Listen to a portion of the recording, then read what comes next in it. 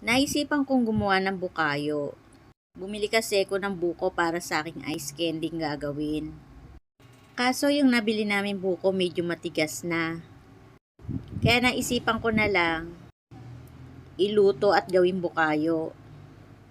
Ito po ay isang buko lang. Tapos nilagyan ko ng 2 sandok na asukal na wash or brown.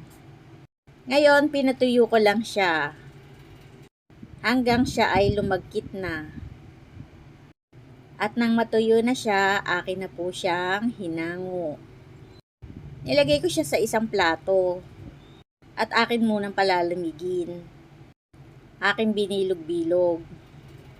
Tapos, hinayaan ko muna siya ng mga 30 minutes. Eto na nga po siya, tumigas na at akin nang titikman. Ang sarap palang gawing bukayo ng buko.